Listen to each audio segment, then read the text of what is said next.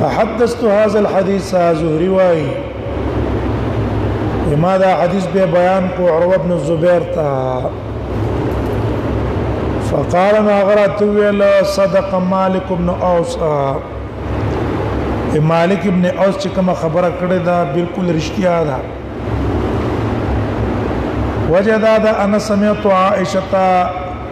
ما پخپل اوریدلی د عائشه زوج النبي صلی الله علیه وسلم هغه عائشه چې رسول الله صلی الله علیه وسلم بیبی ده تقول چې د عائشه رضی الله عنها فرمایله ارسل ازواج النبي صلی الله علیه وسلم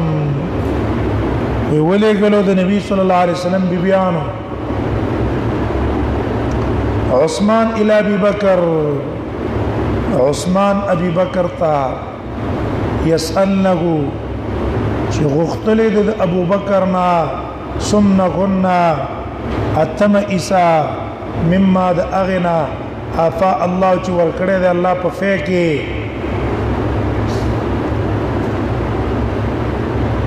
على رسول خپل پیغمبر تا فكنت عائشه واي ومز اردهن جما د بیبيان رد کړي واپس مې کړلې فقلت لهن ما تویلا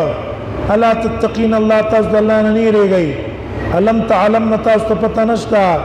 ان النبي صلى الله عليه وسلم كان يقول نبی صلی الله علیه وسلم فرمایله لا نورث ما ترکنا صدقه من په میراث کې نور لکېږو ما ترکنا صدقه کم چې منګه پرخي داغه صدقه ده يريد بذلك نفسه اراده په دې باندې خپل ځانو من د نبی صلی الله علیه وسلم بیبیانو غرض داو چې موږ لا اتمه عیسی د میراث را کړی چې ځکه رسول الله لور خوشته کنه او کله سړی مړ شي بچی نو خزه د پاره اتمه ده اتمه عیسی د موږ لرا کی په موږ د تقسیم کې او عائشه رضی الله عنها ویل چې نه انما ياكل آل محمد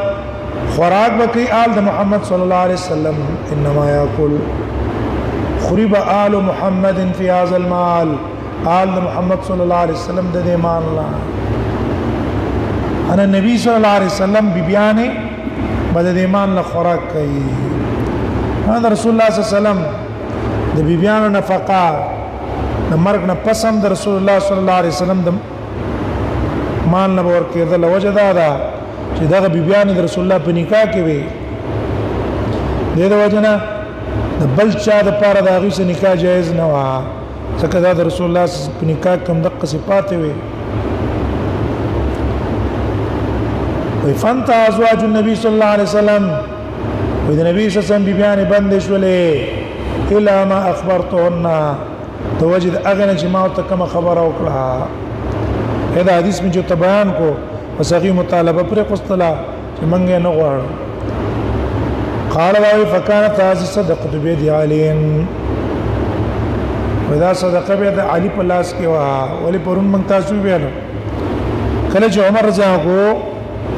د دوانو ته د ازمکه ور کړه هغه پیراوله کېدلو علي تیستا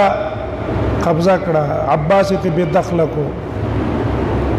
دی خو بهرال عمر ته ویل چې مونږ ته تقسیم کا عمر تقسیمو مې ته نه دا ازمکه به د علي سره وا بیا د علي نرستو ثم بيد حسين بيد حسن نعم بيد علي منع علي عباس چې منع کړ د ازمکه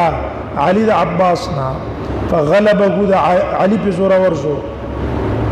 عباس باندې علي په دې ځمکه دا ټول ځمکه عمر دی له دوانو لور کړو چې دوانو په کار کوي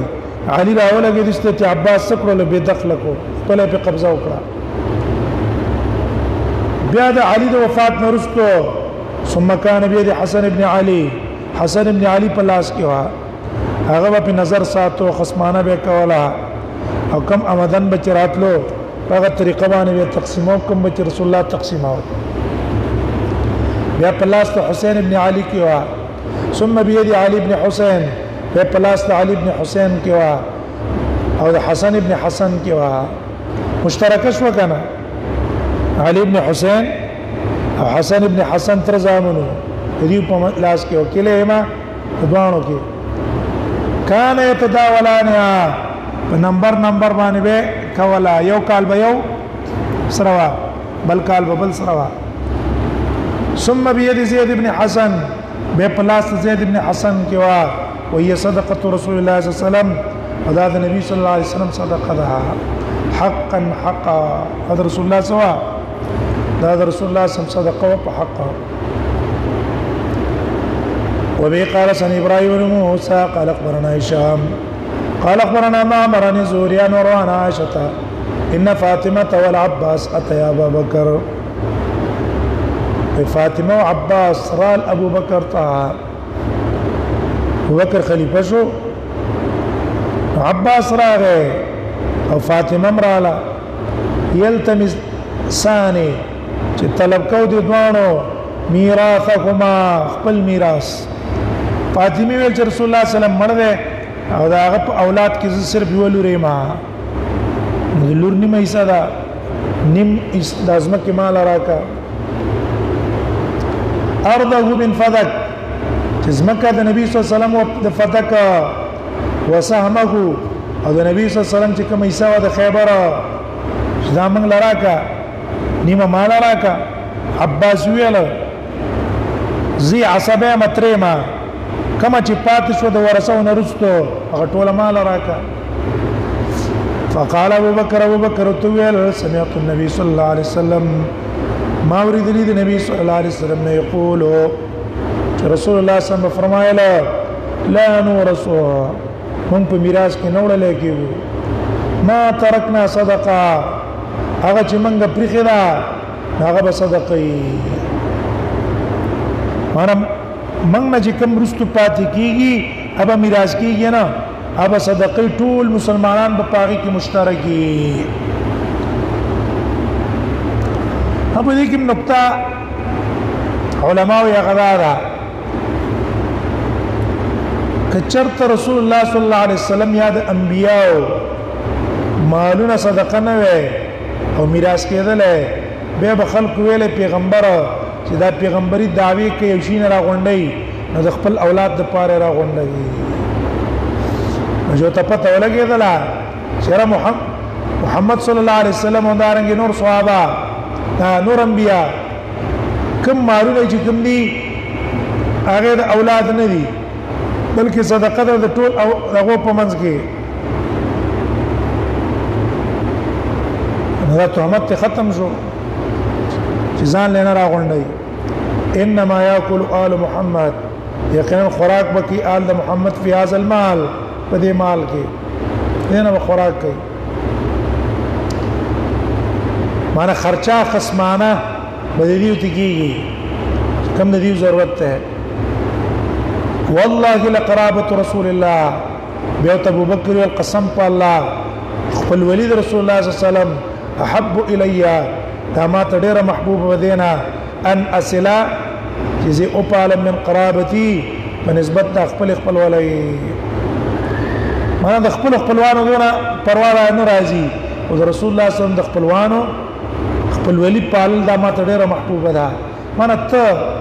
اے فاطمه رسول الله صلی الله علیه وسلم لوري تعالی شینه در کول ما ته ډیر ګران دي په نسبت د دې چې خپل لور لور کوم عباس ته رسول الله تری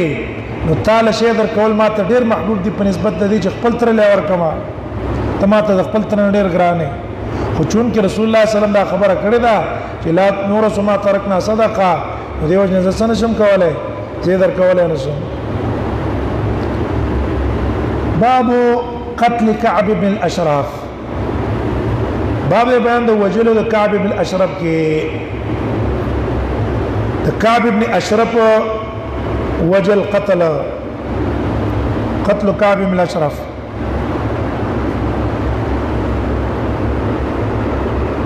کعب بن اشرف چې کوم د يهودي بنو قریظه او ابن اسحاق وايي اصل کې د دې کعب پلار د توي قبيله نه و دام د توي قبيله نه شو اصل ځکه نسب په پلار پزيزي او د بنو نبهان نه او د بنو نبهان نه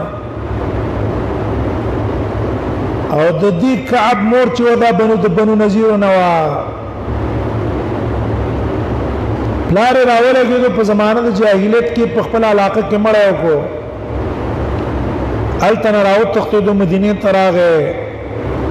او د دې بنو نذیر سره حلف کو نو مالدار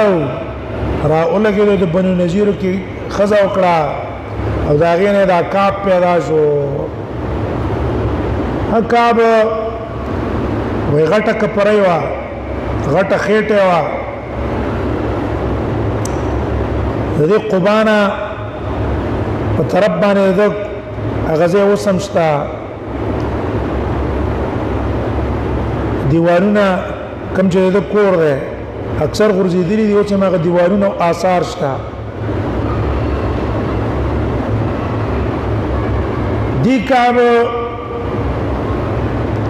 کله چې ته پته ولګېدله چې بدر کې نبی صلی الله علیه وسلم او صحابه مکی مشرکان مردار او زید ابن حارثه مدینه ته راغی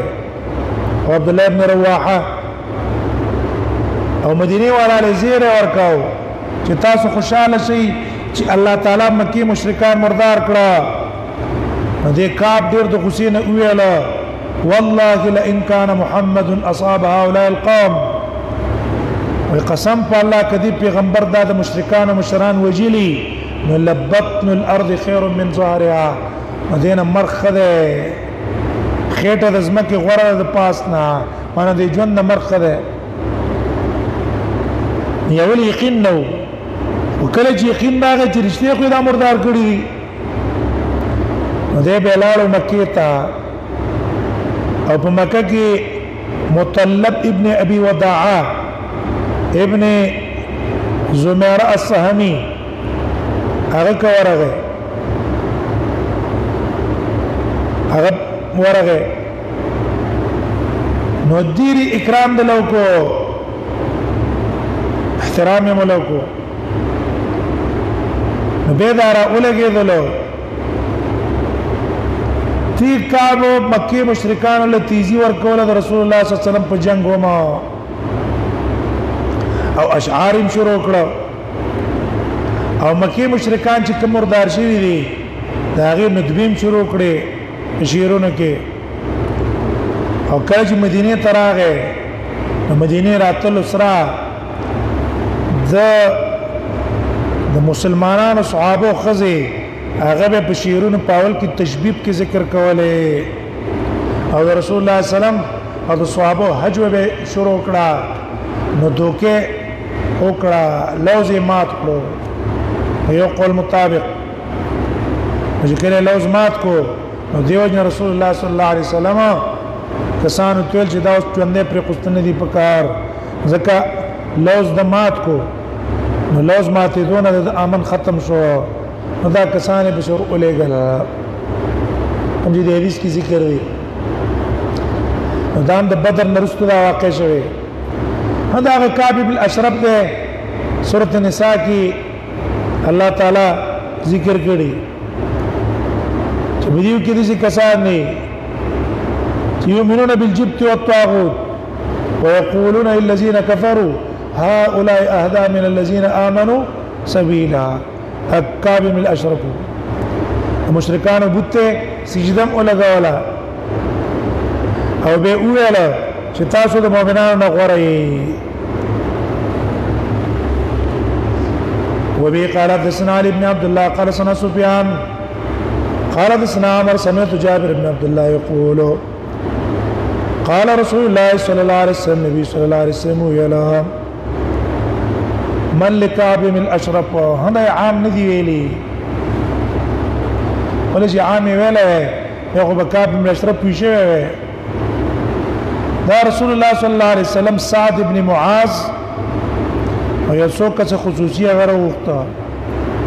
او ته ویل چې دا کعب ابن اشرف په څوک مړ کی فانه قد اذى الله ورسوله ځکه د ضرر ورکړی دی الله او رسول ته. نبی رسول الله صلی الله علیه وسلم د دې سعد ابن معاذ دا ذکر ویل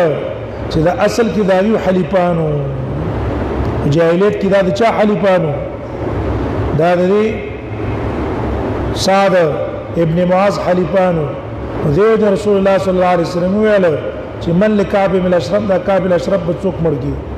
د دې لپاره چې دیو سره په موافقت کې دی مړ کی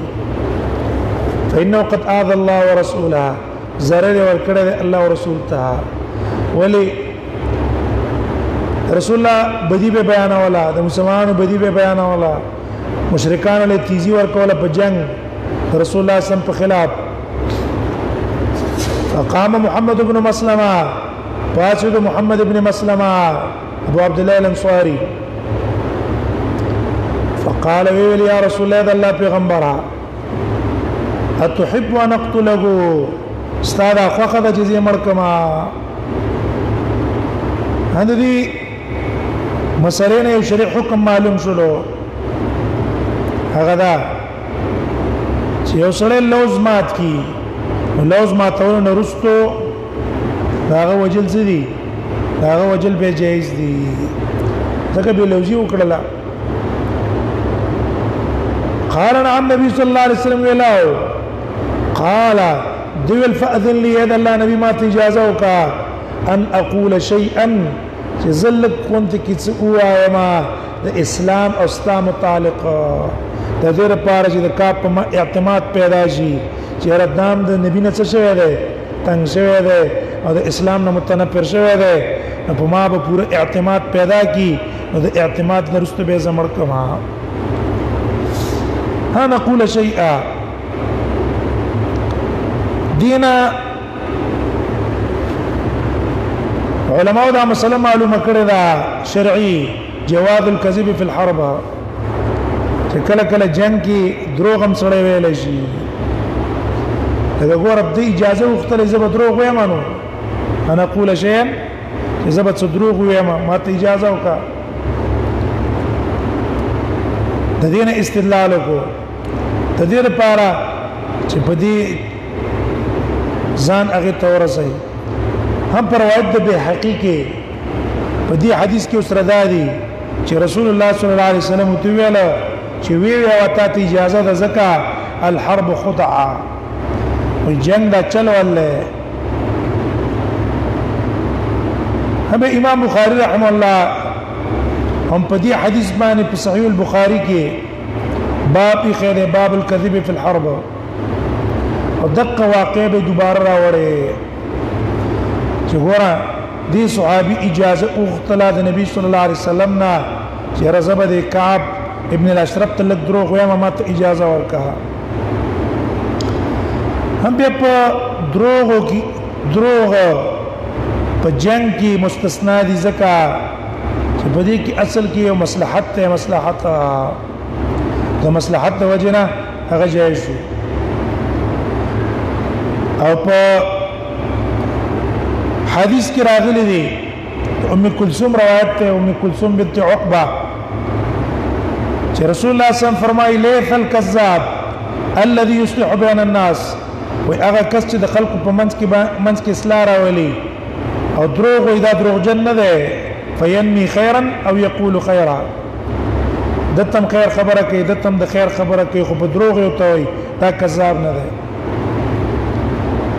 نګورا په دغه ټیم کې د مصلحت په بنا دروغ جوړ شو کنه شو نو جنگ کې دا دروغ بنا دي اصل کې په مصلحت دغه شان ابن شهاب زهري نه نقل لې هغه ما چرته په حدیث کې نه دی اوریدلې چې دروغ ویلو کې اجازه راغلي صرف دریزینو کې یو حرب ده بل اصلاح بین الناس او حدیث الرجل امراته یو سره خپل خزه ته دروغ بانو کی چې رضا شی مې راوړو قران ير شو پلان چل مې کو د دې لپاره چې راغ رضا کی او یا خزر علیږي خپل خاون ته دروغ وای په دې نیت باندې چې را جوړه راشي وې دې کې راغله ده وګوره دا شولو د بعض علماء رائے دا چې دلته دی محمد ابن مسلمه چې اجازه غوښتله ده و دا د صریح کذب اجازه خو نه ده غوښتله بلکې مقصود په دې کې توریه ده توریه چې ستاسو یو مقصدی هغه ته بل مقصد کار کوي لکه رستو د چې کوم لفظ ویل دی چې قد عنانا نو عنانا هغه ته ځین کې دا واچو چې ګنه دی پیغمبر په دې دین منګه سپیک مولا راوستي خو د پزړه کې خدا او چې منځ روزه په دې کې مشقت ده معنا دا چې احکام چې ظاهر کې پاکي تکلیف ته هغه موږ ته خو دي دا معنا خو ټیک وکنه ولیکن ظاهر کې هغه ته څو خو دلو ظاهر کې هغه ته دا خو دي چې موږ په اسلام نه تنګي و دا تعریض دي تعریض دی وجنا هغه وی چې صریح دروغ ول په جنگ کې جایز نه دي صریح دروغ په جنگ کې جایز نه دي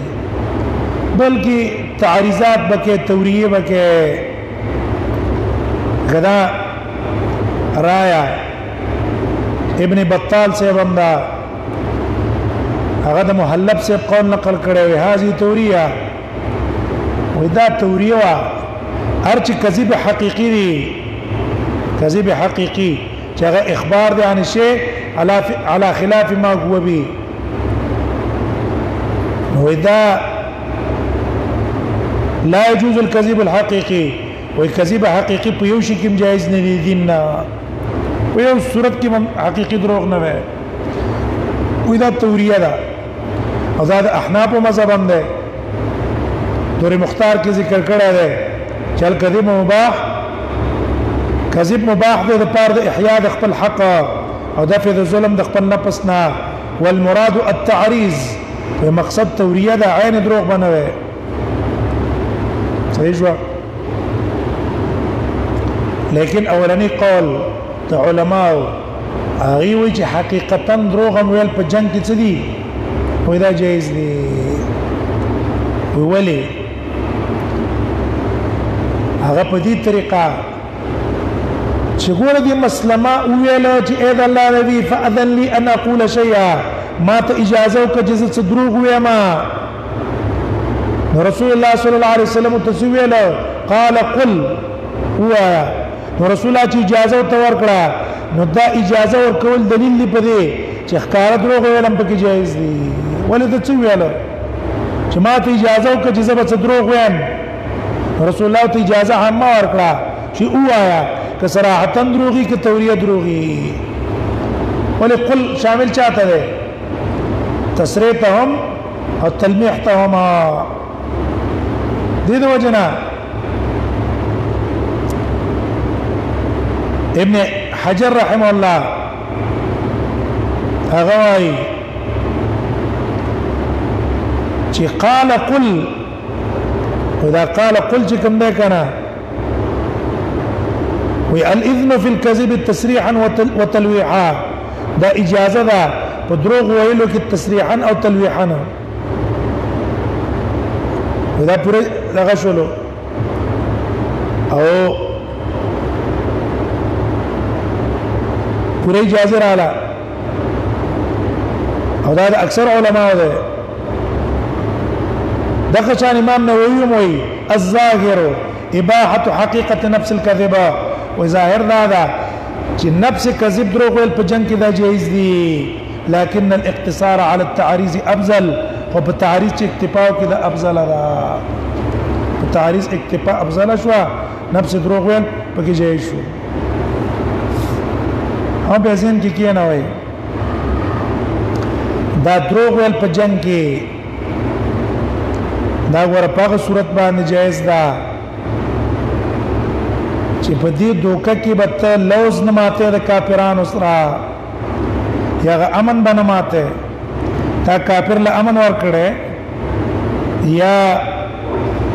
لوز دوسر کړه نو کدا متضمن ویچاله لوز ما تول لرا یا امن ور کول خرابې دوله به جایز نه دي دیو امام نووي وايي اتفق العلماء على جواز خداع الكفار دا ټول علماء اتفاق ده په جواز د دوکي ورکولو کافرانو ته په الحرب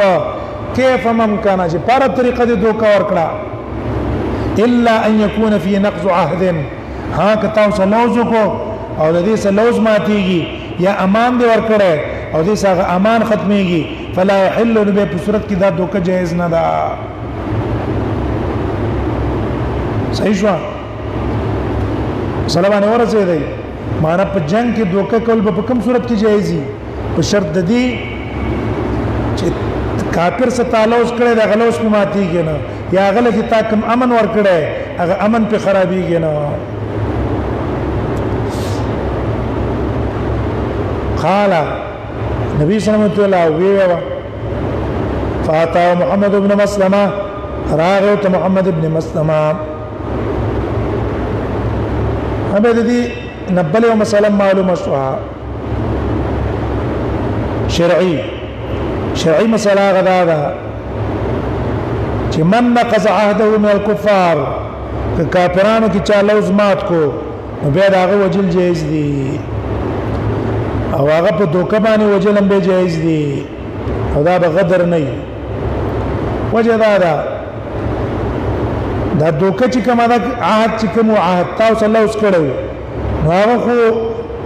په څه شرطونو نو کله چې داغه د شرطونو وفا ونه کړه او دا غلوز مات کو او دشمنی را کار کړه او غلوز لاړو ختم شو دا کعب بن اشرف چې کوم کنه دا د کومه قبيله نو بدی کې د اکثر علما رائے دا چې د کعب د رسول الله صلی الله علیه وسلم سره اول کې عهد کړو چې اوسه کړو لوز یو څه کړو لکه خطابی سے وایي چې کعب بن اشرف نقض العهد د لوز مات کو وجاء معلنا بمعادات رسول الله او د رسول الله صلی الله علیه وسلم دشمنی راخاره کړه دیو جن دا مستحق د قتل شو د غدر د وجنا او بل لوز مات کو د خپل کوپر د وجنا دا اکثر علما را ده چې دا معاهد خلاص چا مات کو د مات کړه رسول الله نه د مات کړه چې کسانې په سور لګلی دیم قول بعض علما ده بعض علما وی کعب بن اشرف لوز رسول الله صلی الله علیه وسلم کړه معاهد نو او امن مسلمانو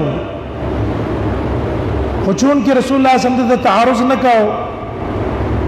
هغه بعضی کافران خوا کې پراتی تاسو لوزم نه کړه خو لیکن هغه په الحال لا قوی دي ځکه ته تعارض نه کوي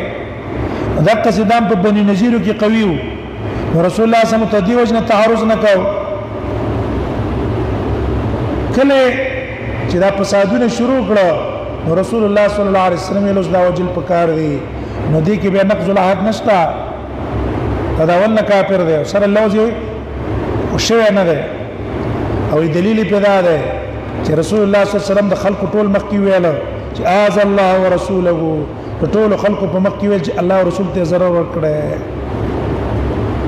او دا چرته کې دی چې یو تن دی لوز د الله او رسول سو کی او هغه به ضرر ورکی معاهد نو خو بنو نذیر رسول ولاړو نو دی وجه رسول الله صلی الله علیه وسلم الا څوک وجل پکار دی هم په دې کې اورنه قول راجح ده کوم قول راجح ده سیدار جدا معاهد او لازمات کړه دی وجه ابن تیمیه رحمه الله هغه وی چې کان معاهدا مهادنا د لازم کړه صلح د نبی سم سره کړه او هذا لا خلاف به بين اهل العلم بالمغازي والسير او څونه علما د غزوات او د سیرت چي هغه ټول په دې اتفاق ده او هو عنده من العلم العام ودا دې ټول ته دې مسله معلومه ده چې سره دې ذکر د سره ضرورت شته نه دلیل دا ده پیدا معاهد زکو ذمینو دا نه معاهد او ذمیو او کافر نو چې صلح سنه وشوي په وجه دا ده چې دا 15 کسان پسې وراله پنځه کسان نو ظاهر کې دی محمد ابن مسلمه او د مرګرو هغه ته دا ښکارا کې چې تا تزمن د طرف نه امن ده هیڅ تا نه وایو مشکله هغه کافر چې تاسو لوز نه کړي او هغه ته د قصي امن ورکي نو بیا دا هغه وجله جایز نه دي دغه دا طاقت امن ورکو لکه رسول بخاری کې راشي کافر ته مترس یریږي باندې بس هغه ته امن شوز په پځنه نه وجني خو دې وجنه دا تا دوکا وکړه خو معلومیږي چې دا څنګه ده دا معاهد د لوز کړه رسول الله صلی الله علیه وسلم او لوز مات کو نو ځکه امر کو دویمه مسله هغه ته دا معلومه شو چې ګوره کله چې یو داسې خبره دی وکړه چې ظاهر کې یو شان و او باطن کې استابل مراد و غرض د اصلاح ودا جایز دی جایز قال ویل ان هذا الرجل قد صاننا صدقه ورغه محمد بن مسلمه فقال ذي كعب ویل ان هذا الرجل قد صاننا صدقه اے دې سړي نبی نے تعبیر په څوکړو سړي باندې وکړو د دې لپاره چې د کعب په اعتماد پیدا شي قد صاننا صدقه موږ نه صدقه غوښتل ده وانه قد عنانا او پتا قصد موږ په مشقت کې چولې ځکه چولې مشقت کې موږ چولې ته معنا ده اوس دلته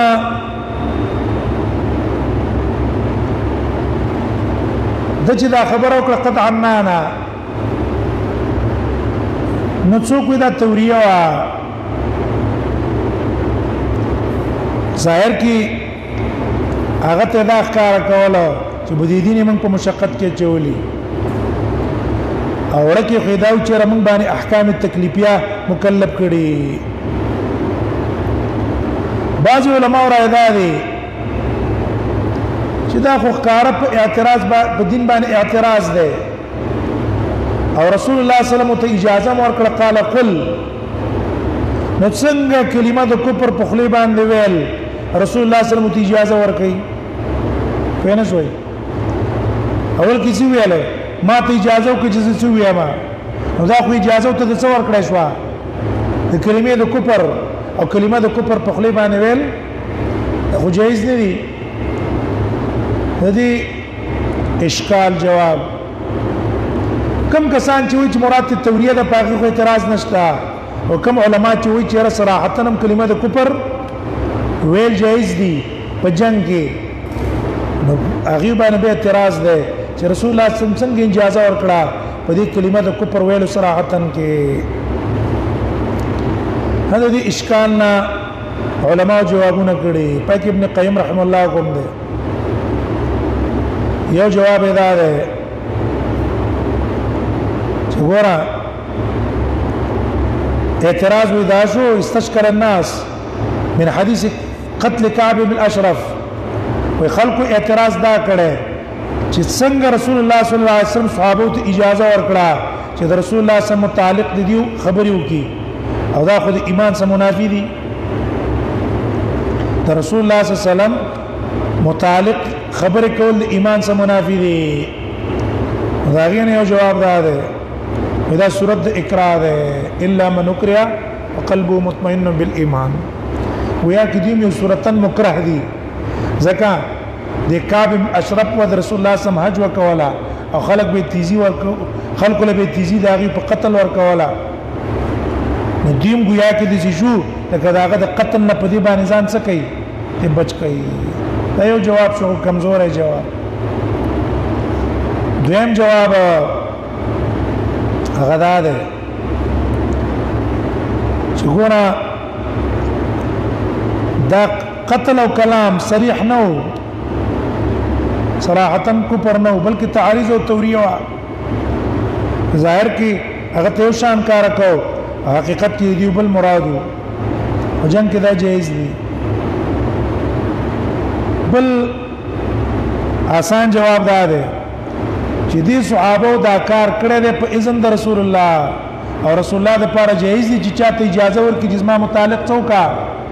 زما متعلق خبرو کا هغه دا حق شته نبی دی او موږ تاسو له جایز نه دي چې اوس په دې وخت کې موږ رسول الله ته د چا د وجنه کنځلې وکړو چې دې موږ باندې اعتماد پیدا شي دا موږ له څه نه دي دا موږ لا جایز نه دي دا باندې کو چې اوس ته یو کافر دی او هغه ته چل ول جوړه او را لګي چې ظاهر کې اسلام ته کنځلې کې نبی ته کنځلې کې الله ته کنځلې کې ډېر پار چې پته اعتماد پیدا شي وای دا موږ له جایز نه دي هغه لزکه جایز چې رسول الله صلی الله علیه وسلم ته اجازه ورکړه هم به ځین کې ګوره دا کې نه وای د زم چا چې د پیغمبر حج اوس پکایو کو نو لازمات شو داغه وجل به جایزي خدا وجل بس موږ تاسو شخصي کار نه وي دا به حاکم کوي حکومت حاکم به کوي ځکه چې هر یو تند قصیو کو به قانون خلق خپل لاس کې لري کنه بدمنی و پیدا کیږي د اسرا هغه چا کنځلې کوي کبل وکړو حاکم ته به وړاندې کوي خپل طرز باندې کوي چې هغه راشه مړې کا خپل مرګیدو نه به غټ فساد او نقصان ولاړېږي زبتا وجنم ته ما وجني ابل باغه وجني ابل باغه وجني نو سبب پیدا شي افراد تفریق بد امنی ما پیدا شي او حکومت دې دې لپاره هغه ته وړاندې کچرو دا قانون دی دې قانون توهین سپکاوي کړي هغه په عمل کو ټیک دا عمل په ونه کو استاد ذمہ پاره غشوا هغه پیښه والله پیښه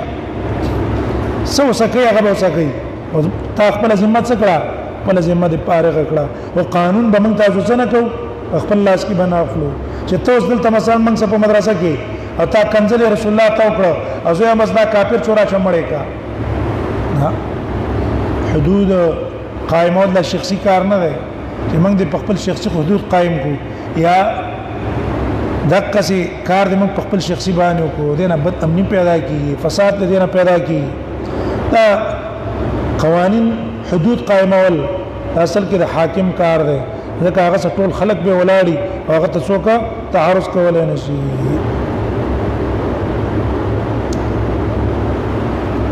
قال وي منګه ستړي کړي هغه تو ویلو وإني قد أتيتك زراغلي متى تستسلف كجزتان طلب د قرض کوما قال ذي كعب تويلا ودريغي وإيزن نورا والله قسمت الله لتملن تاسو بستړي شي دا غنا دا خلا ولا دا ودريغا پته پته ولګي قال دو تويلا چوس چلوکو ان قد اتبعناه من خود د تابعداري کړی دا فلا نحب اسمن دا خو خنه غنو ان ندعو جداد من پریدو حتى ننظر الى اي شيء يسير شانا تر دې چې من وګورو چې څه ته ګرځي شان او کار ده اوس کو نه شو پرې خوسته اوس وګورو چرته چلو شو کم ځای ته خبر رسیږي مقصد دا ده من نه شو پرې خوسته ته وګورو الى اي شيء يسير شانه چې څه ته ګرځي کار ده وقد اردنا حزمن اراده دادا ان تسلفنا وسقنا وسقينا چې موږ له قرض کې راکا یو وسق یا دو وسقا یو وسق شپتا صاعي دار لراکا فقال هذا وحدثنا غير مره سفيان ويدي عمر منتدى حديث یو ځل بار بیان کړي خو باغی کې وسقن او وسقین نه ذکر کړي خو د سی ویلي چې اتینا کا استسلفو کا قرض نه غواړو دیوانه شو عربنا ان تسلفنا وسق وسقین وسنه دی ویل وای ما او تل فی وسقن وسقین چې په دې حدیث کې تامن تلفظ د وسق وسقین ویل دی قال وای دی عمر راتویل اورافی وسقن وسقین زمان دغه ګمان دی چې کوم لفظ دی وسق او وسقین دی خلګه څه شو لکه دا لفظ ير شوی فقال نو دی کعب ابن اشرف ویل نعم سید زب الله قرض درکما خو ارهنونی ما څه غاڼه کېږي څه برا څه غاڼه کېږي قالو دیو تو ویلا ایو شین تريدو څه شی غواړي ارینونی نساءکم ما خپل خزي په غاړه کې کېدی قالو دیو تو ویلا كيف نرهنك نساءنا څنګه په غاړه کې تاسو خپل خزي کېدو وانت اجمل العرب وتخو دې ټول عربو ګډر ډولي غټه خېټه دې دا غټ سر دې دا تیل لګولو ته وای کنه څو ته لګي تیل ته لګي انت اجمل العرب نو زمون خزي په پتا باندې ټول عاشق شي تاسو مګاڼه کې خو ستا طرف ته ټولي شي تاسو څنګه وي خزه چې دانه کړی فارهنوني ابناکم نو ما سب غاڼه کې بزامن کې دی هغه ته خبرې کې کیف نرهنک ابنانا منګ تاسو خپل زامن څنګه په غاڼه کې کېدو فيصب احدهم نو به یو ته خلک رست پیغور ور کوي کمزلي وته کوي چې مړ کینا روحنا به وسقینا تم لا خبرې کې دا غاڼه چې په یو وسق په دوه وسقو کې هاذا عار علينا دا موږ د پاره شرم دې موږ بچوله شرم دې زامن د څه په غاڼه کې نشو کې خوستله ها زیاده تویما ولكن نرهنك اللهم زغری به سکیدو اصلیا کې زغری چې کې ملي کنه به راوړو دا پتا څه بکیدو قال سفیان د لامه معنا کړی یعنی السلاح اسلحه براوړو اول غزه سید اسلحه را سکې دی نو زه خو به پوره اعتماد څنګه ابو نایله رضاعی ور ده محمد مسلمه مرګره ده فواعده وعده وسوکړه ان یاتی چې موږ بتا تراشو زیبوکو چې ورځ ده شپې بدل راشو نو فجاءه ليلها نو د شپې او تراله وخم پورش